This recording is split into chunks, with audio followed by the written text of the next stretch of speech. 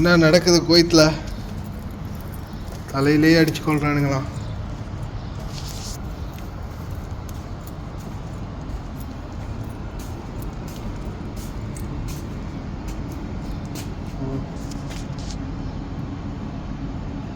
ஒரு வீடியோ ஒன்று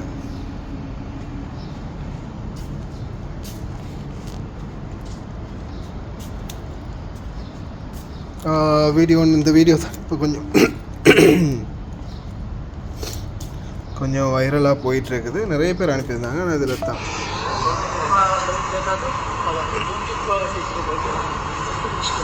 நிமிஷம் கால் அடிக்கணும் வேண்டாம் தானே? வேணும் இப்போ பேசுகிறது மலையாளத்தில் இருக்க பேசுகிறாரு.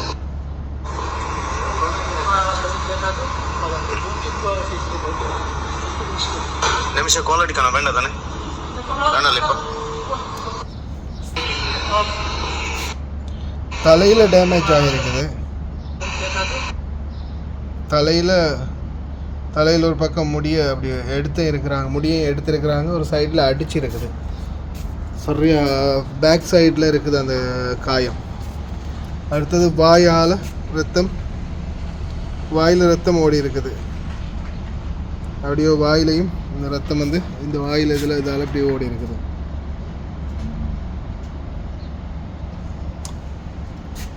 யார் என்ன பேர் ஊர் டீட்டெயில்ஸ் எதுவும் இல்லை. ஆனால் இதை போட்டிருக்கிறாங்க. ஒரு இலங்கை कुवैत देशेदी श्रीलांकिक तरुणिया कबिरहास रस गातने कर दमात திபேதி சோயாகனி. அதாவது இலங்கை வாலிப பெண் ஒன்று கொல்லப்பட்ட நிலையில், குவைத்தில் கொல்லப்பட்ட நிலையில் சடலமாக மீட்டெடுக்கப்பட்டுள்ளார் அப்படின்றது தான் இந்த தகவல் வந்திருக்குது. ஆனால் இதோடைய உண்மைத்தன்மை என்ன அப்படின்றது இன்னும் சரியாக தெரியல. ஏன்னா இதில் ரட்டவிரு ஃபவுண்டேஷன் அப்படின்றது தான் போட்டிருக்குது. ரட்டவிருவோ ஃபவுண்டேஷன். அவங்களுடைய அந்த ப்ரொஃபைல் எனக்கு டச் ஆகுது இல்லை. இதோடைய உண்மைத்தன்மை என்ன, எவ்வளோ நாள் போட்டு இந்த மாதிரி. ஏன்னா சில வீடியோக்கள் பழைய வீடியோ திருப்பியும் சில நேரங்களில் திருப்பியும் என்ன செய்யப்படும், அப்லோட் பண்ணப்படும். யாராவது ஒருத்தர் 2 வருஷம் 10 வருஷத்துக்கு முன்னாடி உள்ள வீடியோ திருப்பி அப்லோட் பண்ணி விட்டுருவாங்க. அது மறுபடியும் வைரல் ஆகும். இந்த மாதிரி பிரச்சனையும் இருக்குது. அப்போ இது சம்மந்தமாக உங்களுக்கு இந்த மாதிரி ஒரு உயிரிழந்த சகோதரி சம்மந்தமான தகவல் ஏதாவது உங்கள்கிட்ட தெரிஞ்சுச்சுன்னா மறக்காமல் ஃபர்ஸ்ட் கமெண்ட்லையும் சரி, என்னுடைய ஃபேஸ்புக் மெசஞ்சர்லையும் சரி தொடர்பு கொள்ளுங்கள். அல்லாஹ் ஆலம். எது எப்படியோ இந்த மாதிரியெல்லாம் நடக்கவே கூடாது. பாவம், ரொம்ப வருத்தமாக இருக்குது. அதே மாதிரி தான் வீதிகளில் நடக்கும்போதும் தயவு செய்து ரொம்ப கவனம். ஏன்னா சில இளைஞர்கள், இப்போ நாங்கள் ரீசெண்டாக கூட 2-3 கேஸ் பார்த்தோம். கத்தியை காட்டி மிரட்டி வண்டியை பறிச்சுட்டு போனது, அதே மாதிரி ஒரு பெண்ணை இழுத்துட்டு போனது, ஜஹராவில் இழுத்து கொண்டு போய் பாலைவனத்தில் வச்சு பாலியல் தொல்லை கொடுத்தது. இந்த மாதிரி நிறைய சம்பவங்களை பார்த்துட்டோம். அதனால் தயவு செய்து இந்த வீதிகளில் நடமாடக்கூடியவங்க ரொம்ப கவனம். இந்த நோன்பு நேரங்களில் நிறைய பேர் பார்த்திங்கன்னா இந்த வீதிகளில் கொஞ்சம் எக்ஸசைஸ் பண்ணுறதுக்கு, நடக்கிறதுக்கு நிறைய பேர் போகிறது. தயவு செய்து ரொம்ப கவனமாக இருங்க. இந்த தகவல் பற்றி, இந்த சகோதரி பற்றியோ இந்த இறந்த தகவல் பற்றியோ யாருக்காவது தெரிஞ்சிருந்தால் மறக்காமல் கமெண்டில் மென்ஷன் பண்ணுங்கள், இல்லைனா ஃபேஸ்புக் மெசேஞ்சரில் காண்டாக்ட் பண்ணுங்கள். ஓகே ஃப்ரெண்ட்ஸ், டேக் கேர், கவனமாக இருங்க. அல்லாஹ் காவல். அஸ்ஸலாமு அலைக்கும். அனைவருக்கும் இனிய மாலை வணக்கம். அதே போல் இன்னும் சில விஷயங்களை சொல்லணும். நான் இதோட நிப்பாட்டிக்கலான்னு தான் பார்த்தேன், ஆனால் இன்னொரு 2-3 விஷயம் சொல்லணும். அதுலேயும் குறிப்பாக பார்த்தீங்கன்னா இந்த பீரோவில் ஏஜெண்ட்டில் இந்த 6 மாதம் வெயிட் பண்ணுங்கள். இந்த மாதிரி தலையில் அடித்து கொள்கிற வரைக்கும் வெயிட் பண்ணலாமா? பிரச்சனை இல்லையா? ஏன்னா இப்போ ரீசெண்டாக ஒரு சகோதரர் ஒருத்தர் எனக்கு மெசேஜ் போட்டிருந்தாரு. 1.5 வருஷம் வேலை செஞ்சுட்டேன், இன்னொரு 6 மாதம் தான் இருக்குது.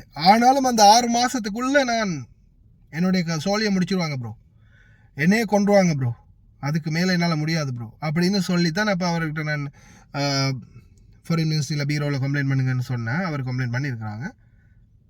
அதுக்கு பீரோ என்ன தெரியுமா சொல்லுங்க, இன்னும் 6 மாதம் தானே, பல்ல கடிச்சு பிடிச்சி இருக்க முடியாதா?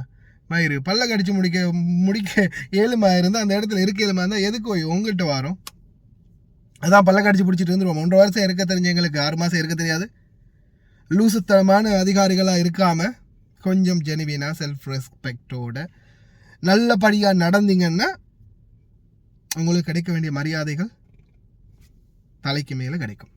அதே போல தான் வீடுகளில் வேலை செய்யக்கூடியவங்க சில நேரத்தில் இப்போ இன்னொரு முக்கியமான விடயம், இந்த விடயம் வந்து பார்த்தீங்கன்னா ஒரு சிலர் வந்து வீட்டில் தங்கமான வீடுறா இந்த மாதிரி வீடு கிடைக்க கொடுத்து வச்சிருக்க வேண்டாம் அப்படின்னு சொல்லி ஒரு வருஷம் நல்லா போயிருக்கும். அதுக்கு பிறகு அந்த வீட்டு பையன் ஜெயிலிருந்து வந்திருக்கலாம், இல்லை கல்யாணம் கட்டி போன பொண்ணோ பையனோ இடையிலே ஒரு வருஷத்துக்கு அப்புறம் திரும்பி வந்திருக்கலாம், இல்லை வேறு ஏதாவது ஒன்று புதிதாக வந்திருக்கலாம். அது வரும்போது தான் பிரச்சனையும் சேர்ந்து வரும். இதுக்கு முன்னாடி எந்த பிரச்சனையும் இல்லை, ஆனால் இப்போ புதுசாக ஒருத்தர் வந்திருக்காங்கல்ல, அந்த வந்தவங்களால தான் பிரச்சனை.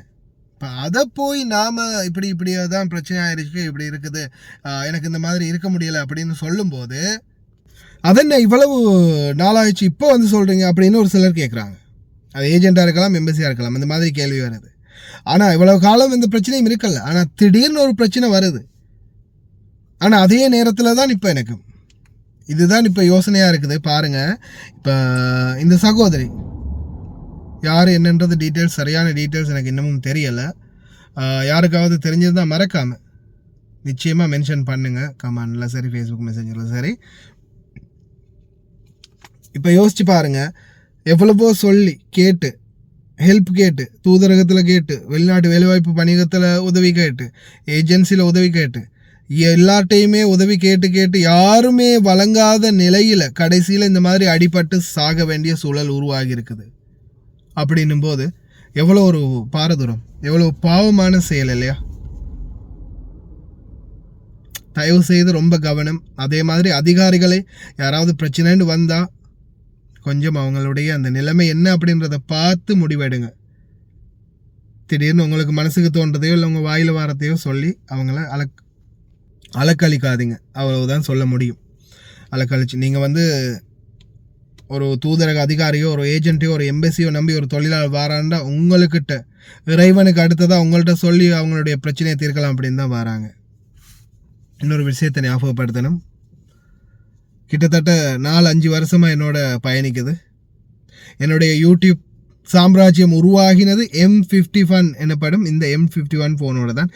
இப்போ புது மாப்பிள்ளை கோலத்தில் இருக்குது, ஆனால் பேக் கவர் மட்டும் நான் புதுசு போட்டுருக்கிறேன். அதே மாதிரி பின்னாடியெல்லாம் பார்த்தீங்கன்னா இவருடைய உண்மையான உருவம் என்ன அப்படின்றது தெரிஞ்சிடும். சுயரூபம் இதுதான். முன்னுக்கு டிஸ்பிளே வந்து மட்டும் புதுசு ரொம்ப உடஞ்சி டேமேஜ் ஆகிருந்துச்சு, அதால் மாற்றிட்டேன். இந்த ஸ்டிக்கர் மட்டும் உரிக்க இருக்குது. என்ன பிரச்சனைனா நடுங்கிட்டு இருந்துச்சு, இப்படி நடுங்க துவங்கிடுச்சு. எந்த நேரத்தில் நியூஸ் ஏன்னா இந்த இதில் தான் இன்றைக்கு வரைக்கும் நான் நியூஸ் போட்டுக்கிட்டு இருக்கிறேன். ஏன்னா இந்த ஃபோன் தான் நியூஸ் போடுறதுக்கு எனக்கு குவாலிட்டியான ஃபோன். நான் இப்போ இந்த வீடியோ நான் இன்னொரு ஃபோனில் எடுத்திருந்தாலும் அந்த வீடியோவை நான் இந்த ஃபோனுக்கு எடுத்து அந்த எடிட்டரில் செட் பண்ணி அதுக்கப்புறமா தான் பப்ளிஷ் பண்ணுவேன். அந்த மாதிரி இந்த ஃபோனில் முக்கியத்துவம். அப்போ இந்த ஃபோன் வந்து மிச்சம் ஜெனுவினாக பாவிக்க வேண்டிய ஃபோன். அதுவும் 15 தினாருக்குரிய டிஸ்பிளேயை இல்லாததால், ஸ்டாக் இல்லாததால் 35 தினார் செலவு பண்ணி கொண்டு வந்திருக்குது. அதே மாதிரி இதில் கவர் தேடினா ஒரு கடையிலையும் இல்லை. அப்புறமா சண்டை பிடிச்சிட்டே தேடி பாருங்கடா கவர் இருக்குண்டா அப்படின்னு சொல்லி கடைசா ஃபின்தாஸில் அந்த சூப்பர் மார்க்கெட்டில் சிறுதாப்பில் இருக்கிற கீழே இருக்கிற பேஸ்மெண்ட்டில் இருக்கிற கடையில் போய் இதை மாதிரி 3 கலரில் 3 கவர் வச்சுருந்தாங்க. அதுக்கப்புறம் கடைசியாக 1 தினாரா அடி செருப்பால் அப்படின்னு 1/2 தினார் படி 3 கவரையும் வாங்கிட்டு வந்துட்டேன். ஏன்னா அதுதான் அந்த ஃபோனுக்கு கவரே இல்லைன்னு சொல்லிட்டாங்க போன உடனே. அதுக்கப்புறமா தேடி பாருங்கடான்னு சொன்னால் தேடி பார்த்த பிறகு தான் இந்த மாதிரி 3 கவர் கொடுத்தாங்க. மஞ்சள் ஒன்று, ரெட் கலர் ஒன்று, இந்த க்ரீன் ஒன்று. அப்போது என்ன மச்சான் எவ்வளோன்னு கேட்க 3 தினாருன்னாங்க. 3 தினாரா எட்ரா அப்படின்ட்டு அதுக்கு பிறகு 1.5 தினார் காசு கொடுத்துட்டு கவர் 3ஐயும் பிடிச்சாச்சு. கவரே இல்லைன்னு சொல்லி இந்த வியாபாரமே இல்லாமல் ஆக்க பார்த்துட்டு இப்போ உனக்கிட்ட நானே சொல்லி கம்பல் பண்ணி கவரையும் எடுத்து அதுக்கு காசும் கொடுக்குறேன். காசு வேணுமா? பழைய மாடல் தானே, ஓகே. இனிமேல் யார் வரப்போகிறா யார் வாங்க போகிறான்னு தெரியல. இது என்னுடைய முடிஞ்சு போட்டுன்னு 3 கவரை வாங்கிட்டு வந்துட்டேன். ஆனால் என்ன, ஓல்ட் இஸ் கோல்டு. இன்றைக்கு வரைக்கும் இன்றைக்கி உங்கள் முன்னாடி நான் இதை பேசுகிறேன், நீங்கள் கேட்டுக்கிட்டு இருக்கிறீங்க. சர்ஃபான் BA Vlog அப்படின்ற ஒரு சாம்ராஜ்யம் உருவாக்கி தந்தது இதுதான், இந்த ஃபோன் தான். அதுக்குரிய மரியாதையை நிச்சயமாக கொடுத்தே ஆகணும். இந்த ஃபோனு வாங்கி தந்தவங்களுக்கும் அந்த நன்றி போய் சேரட்டும். ஏன்னா இந்த ஃபோன் இல்லாமல் இருந்து ரொம்ப கஷ்டப்பட்டு தேடி கண்டுபிடிச்சி ஆர்டர் பண்ணி ஸ்டாக் பண்ணி தான் கடைசியில் எடுத்தது தேடி பிடிச்சி. ஏன்னா 7000 mAh பேட்ரி, இதில் பேட்ரி வந்து 7000 mAh பேட்ரி. மற்ற எந்த ஃபோன்லேயுமே இருக்கல இந்த இது இஷ்யூ ஆகிற டைமில், இது மட்டும்தான் இருந்துச்சு 7000 mAh பேட்ரி. இப்போ தான் புதுசாக 3000 10,000லாம் அடிக்கிறானுங்க. ஓகே, நான் இந்த கதையை சொன்னதுக்கு காரணம், சில வீடுகளில் நம்ம எவ்வளவுதான் கஷ்டப்பட்டு வேலை செஞ்சாலும் அதுக்குரிய ஊதியமும் அதுக்குரிய உதவியும் நல்ல அர்ப்பணிப்பும் பண்பும் இருக்கும். ஆனால் அதே சில வீட்டில் நம்ம எவ்வளோ தான் கழுகி காலை குடித்தாலும் சரி நம்மளை காலால் ஏற்றி விட்டுட்டு தான் போவாங்க. அந்த மாதிரி சில வீடுகளும் இருக்குது. அதால் தயவு செய்து கவனமாக இருங்க, ரொம்ப கவனமாக இருங்க. என்ன பிரச்சனை வந்தாலும் முடிந்த வரைக்கும் லீகலாக ஹேண்டில் பண்ணுங்கள். வெளியில் தப்பி ஓடாதீங்க. அதே மாதிரி வெளியில் யார் கூப்பிட்டாலும் தெரியாத நபர்கள் போகாதீங்க நம்பி. கடைசியில் இந்த மாதிரி சூழல்கள் தான் ஏற்படும். அதே மாதிரி அதிகாரிகளும் தயவு செய்து கொஞ்சம் சிந்திச்சு செயல்படுங்க. இது வரைக்கும் 23,000 பேருக்கு மேலே பேசியிருக்குது இந்த ஃபோன் தான் மெயினாகவே. கிட்டத்தட்ட மெசஞ்சரில் மட்டும் 23,000 பேர், எனக்கு 1 லட்சத்துக்கு மேலே சப்ஸ்கிரைபர் இருக்குது 3 சேனலையும் கூட்டி பார்த்தா. ஆனால் 23,000 பேருக்கு மேலே பர்சனலாக எனக்கு மெசேஜ் போட்டிருக்கிறாங்க இது வரைக்கும். அது போட்டதில் பார்த்தீங்கன்னா தமிழில் பேசுகிறவங்க ஒரு 10,000 பேர் இருந்தாலும் 13,000 சிங்களம் பேசுகிறவங்க இருப்பாங்க. இந்த மாதிரி மக்கள் பர்சனலாக நம்மள்கிட்ட வந்து மெசேஜுக்கு என்னையாவது சொல்கிறாங்க, அவங்களோட பிரச்சனை சொல்கிறாங்க. ஏதோ நம்மளால் ஒன்று தீர்வாக இருக்கணும், இல்லைன்னா ஏதாவது ஒரு அட்வைஸாவது கிடைக்கும் அப்படின்னு நினைக்கிறாங்க. ஆனால் நாங்கள் அதை மட்டும்தான் பண்ண முடியும். இறங்கி ஃபீல்டில் வேலை செய்கிறதுக்கு அதிகாரிகள் இருக்கிறாங்க.